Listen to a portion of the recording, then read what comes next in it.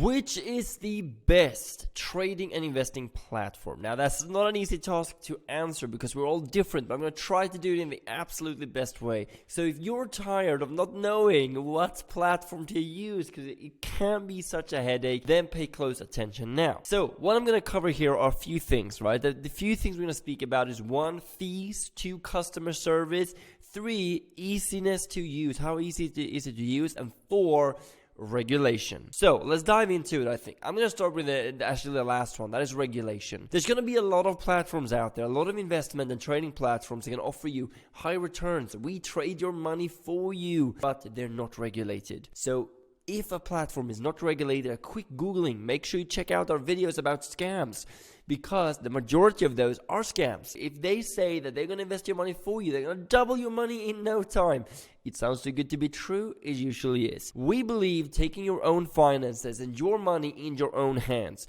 You need to know what you're doing, and you need to take responsibility for your actions as well, and that is among those choosing your platform. So let's start with stocks. Why not? So if we look at trading and investing, the two things you need to consider here are fees. What are the fees? High? Are the fees low?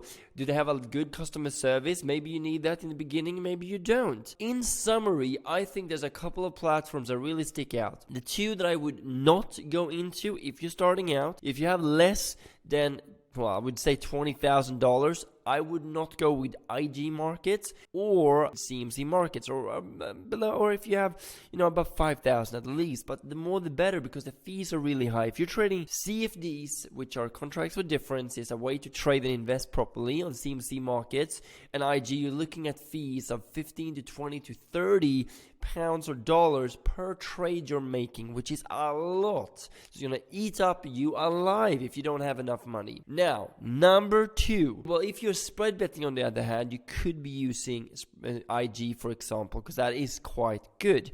So that's number 1. Number 2, customer service. Well, the customer service is great on IG. They will answer you like this. It's quite quick. It's good. You can call them. And that is really good, right? That's one thing you might want to have in the beginning. And is it easy to use? I think it's fairly easy to use as well.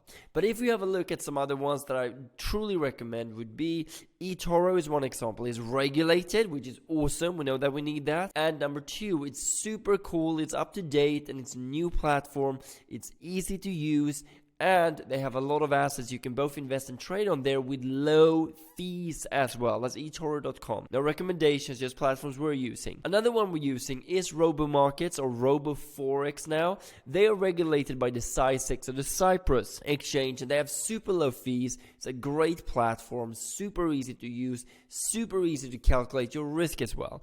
So that's another one that we're using, but it all depends on where you are in the world. Now, the biggest one you could be using is Interactive Brokers. That is the mother of all brokers. It's super hard to use. It's not easy to use. If you're starting out, if you don't have any experience, it's difficult to use. If you have experience, you could use this because they have good customer support, but not only that, they have really good fees. Now, most brokers, they take all their market data from Interactive Brokers. They're the biggest one, they have the lowest fees in the industry, and they have the biggest amount of instruments, assets that you can trade. So if you're advanced, I would definitely go with Interactive Brokers. Regulated all over the world, biggest, lowest fees, and great customer support as well. But if you're starting out, if you're new to trading and investing, I would definitely go with something like Robo Markets and eToro. No advice, but they are bigger, they're big, they're regulated, they're great platforms. Robo Forex is the one as well. It's the same company, but it's regulated in different places.